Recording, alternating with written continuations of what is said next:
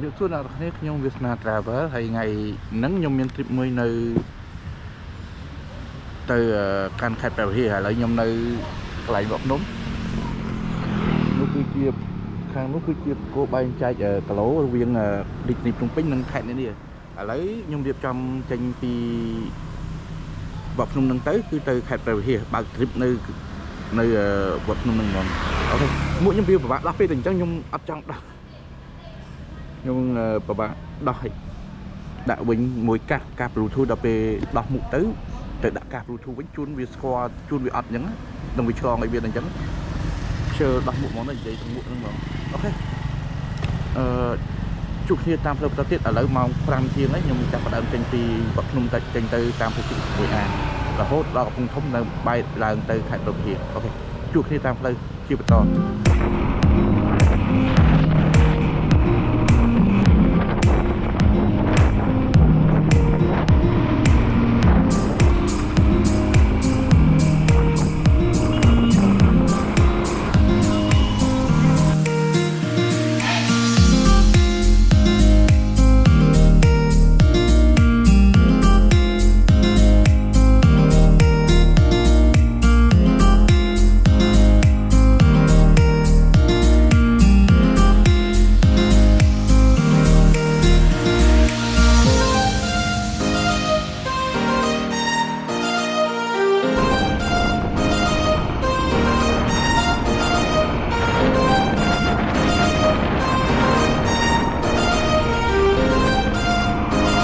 ស្ដីដល់គ្នាឥឡូវ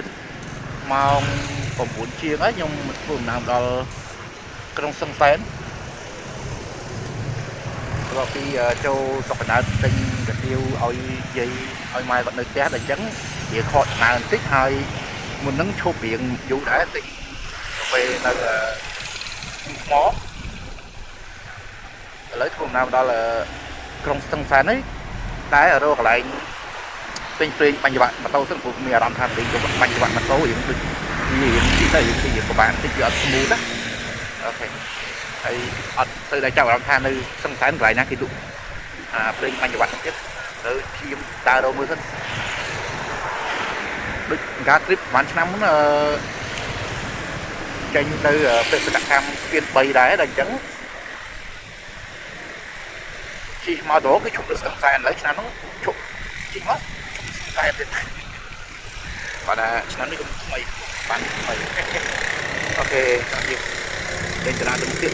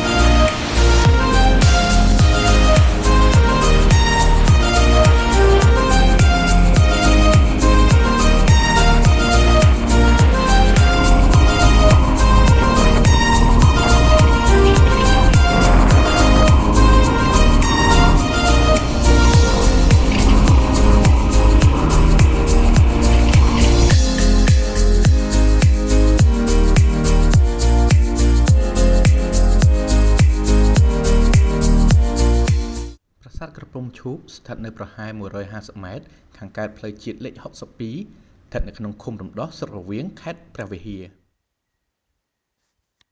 មានចម្ងាយប្រមាណ45គីឡូម៉ែត្រពីទីរួមខេត្តព្រះវិហារប្រាសាទក្រពុំឈូកត្រូវបានកសាងឡើងពីថ្មបាយក្រៀមនិងថ្មភក់ត្រូវបានកសាងឡើងនៅក្នុងរាជ្យព្រះបាទជ័យវរ្ម័នទី7នាចុងសតវត្សទី12និងដើមសតវត្សទី13តាមលំនាំរចនាបថបាយ័នដើម្បីឧទ្ទិសថ្វាយដល់ព្រាហ្មណ៍សាសនាបច្ចុប្បន្នតួប៉មដែលមានកម្ពស់ប្រមាណជា12ម៉ែត្រនិងកំពែងព័ទ្ធជុំវិញស្ថិតនៅក្នុងលក្ខណៈល្អបង្គួរលើកលែងតែគោបុរៈនៅទិសខាងកើតគឺបាក់បែកស្ទើរតែទាំងស្រុង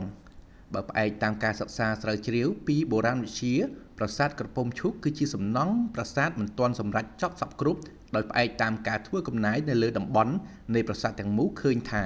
សសរពេជ្រផ្តែរនិងទ្វារចូលទៅក្នុងប្រាសាទគឺមិនទាន់មានការដាប់ឬឆ្លាក់រចនាលម្អអ្វីនោះឡើយចំពោះមូលហេតុដែលបណ្ដាលឲ្យមានការអាក់ខានទៅលើការសាងសង់នៃប្រាសាទក្រពុំឈូកអាចបណ្ដាលមកពីសង្គ្រាមឬការផ្លាស់ប្ដូររបបគ្រប់គ្រងរបស់រាជាសម័យនោះតាមរយៈអ្នកស្រាវជ្រាវខ្លះបានលើកឡើងថាប្រាសាទនេះទំនងជាមន្ទីរពេទ្យមួយស្ថិតនៅក្នុងមន្ទីរពេទ្យទាំង102នៃមន្ទីរពេទ្យនាសម័យអង្គរដែលត្រូវបានកសាងឡើងនៅក្នុងរាជព្រះបាទជ័យវរ្ម័នទី7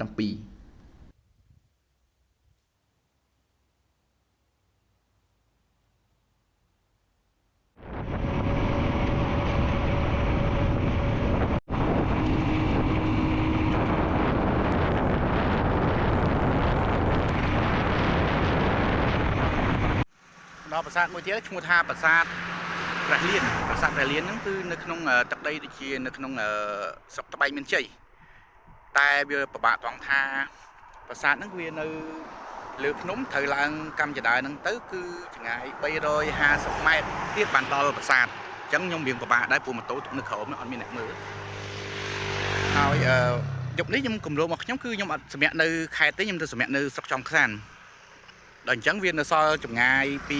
ពីទីនេះទៅដល់ខេត្តនេះគឺ20គីឡូដល់អញ្ចឹងវាពិបាកត្រង់ថាត្រូវចេញពីខេត្តទៅដល់ស្រុកចំខ្សានទៀតវាឆ្ងាយអញ្ចឹងសម្រាប់ថាអត់បានចូលទៅថតនៅប្រាសាទព្រះលៀននេះទេគឺទៅថតនៅប្រាសាទបេងអីទៅនៅចំកណ្ដាលខេត្តអញ្ចឹងខ្ញុំអាចទុកពេលទៅថតនៅក្នុងច្រើនជាងថតនៅនេះថ្ងៃដែរអញ្ចឹងសម្រាប់ចេញដំណើរទៅបន្តទៀតណាព្រោះថតនៅនេះក៏ពិបាកយើងថតទៅព្រោះវាឡើងទៅឆ្ងាយ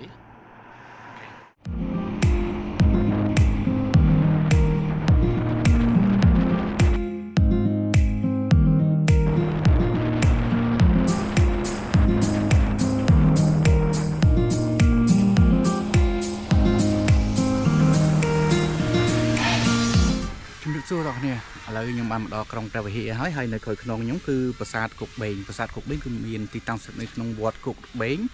មិនមែនគុកបេងគុកបេងនៅស្ថិតនៅចំកណ្ដាលទីក្រុងព្រះវិហារតែម្ដងស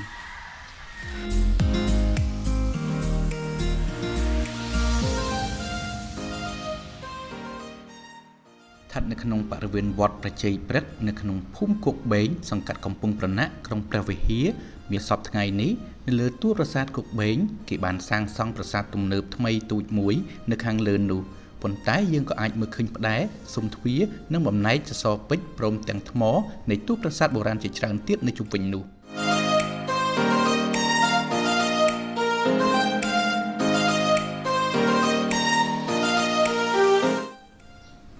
ប្រាសាទនេះត្រូវគេសង្ស័យថាអាចកសាងឡើងនៅចុងសតវត្សទី10បើតាមប្រវត្តិសាស្ត្រប្រាសាទគុកបេងដែលខ្ញុំបានរកនៅលើប្រព័ន្ធអ៊ីនធឺណិតបានដឹងថាប្រាសាទនេះត្រូវបានកសាងឡើងដោយមេទ័ពម្នាក់តាមបញ្ជារបស់ព្រះមហាក្សត្រព្រះបាទជ័យវរ្ម័នទី4មេទ័ពនោះក៏មានឈ្មោះថាគុកផងដែរហើយនៅជិតប្រាសាទនោះក៏មានដើមឈើបេងមួយយ៉ាងធំទើបបានជាគេហៅប្រាសាទនោះតគ្នាមកថាប្រាសាទគុកបេងសប្តាហ៍ថ្ងៃប្រាសាទគុកបេងរងការខូចខាតបាក់រលំទាំងស្រុងនៅសល់តែទីទួបផ្តែរសសរពេជ្រស៊ុមទ្វារប្រាសាទនិងថ្មបំណែកនៃតួប្រាសាទត្រូវបានរាយប៉ាយនៅជុំវិញទីតួបុរាណនៃប្រាសាទគុកបេងនេះ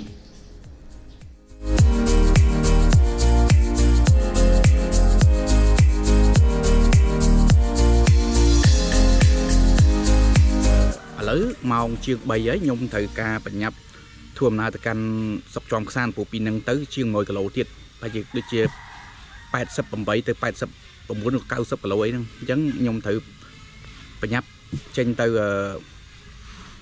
ស្រុកចំខ្សានហើយកុំឲ្យល្ងិតព្រោះម៉ោង3ខ្លាចល្ងិតព្រោះផ្លូវយើងអត់ដែរជិះទេលើកទី1ដែលមកស្រុកចំខ្សានអញ្ចឹងយើងសុកចិត្តទៅពីភ្លឺបន្តិចកុំឲ្យល្ងិតទាន់អូខេតបតែមុនហ្នឹងទៅរកកាហ្វេមួយសិនវាមានអារម្មណ៍ឃ្លានកាហ្វេព្រោះមិញហូបនេះអត់សូវឆ្ងាញ់មានអារម្មណ៍ថាទឹកដីអ្នកឆុងអត់សូវឆ្ងាញ់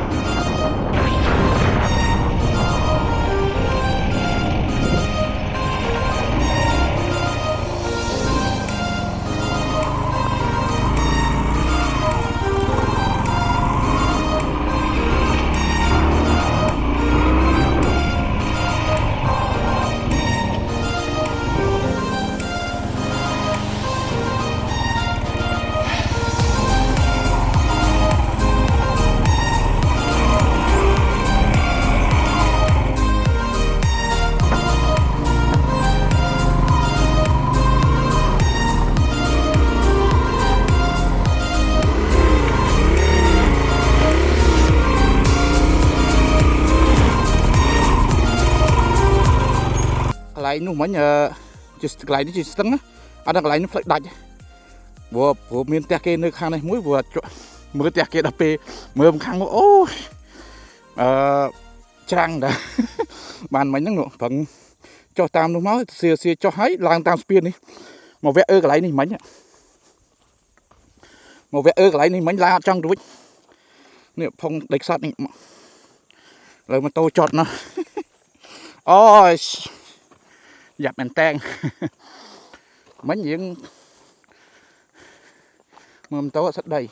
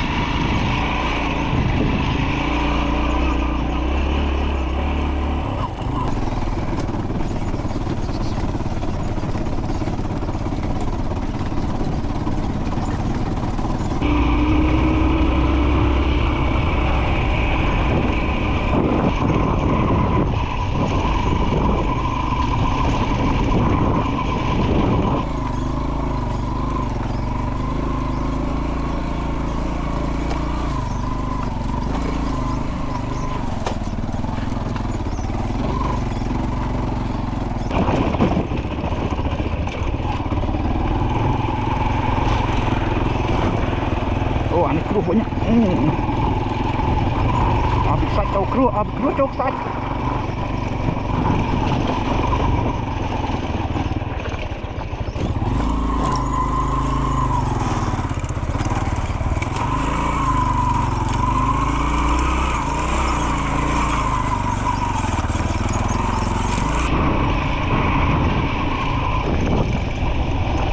Chua Phnom Dong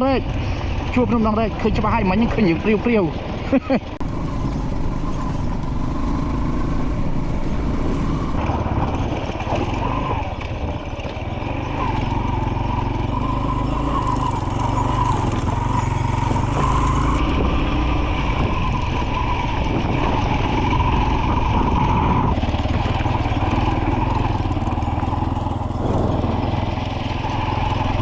sao đi chỉ không phải xây nữa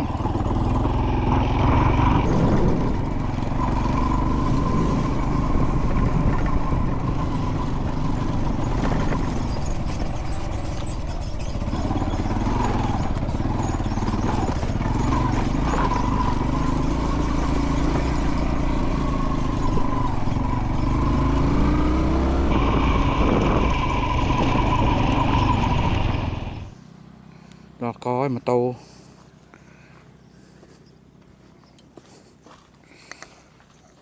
bánh mình nó cứ dương nụ màu pi plei cả nụ plei nó màu pi bay miền tây lo ban để thầm cả là pi hết phật pi cả là pi mình tịt nứng cho máu cứ plei bà hái sạch tiệt chân mình chơi khắp miền này nè đầu mép nhà nhóm xoay này ai mà đầu mép mượm tàu rất đầy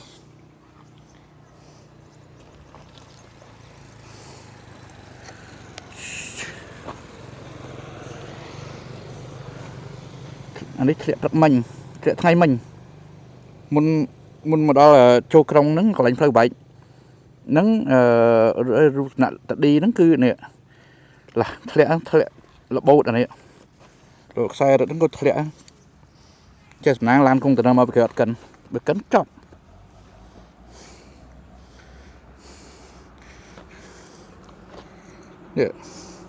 Insta này lừa các bạn muốn nứng tiện cho mua giờ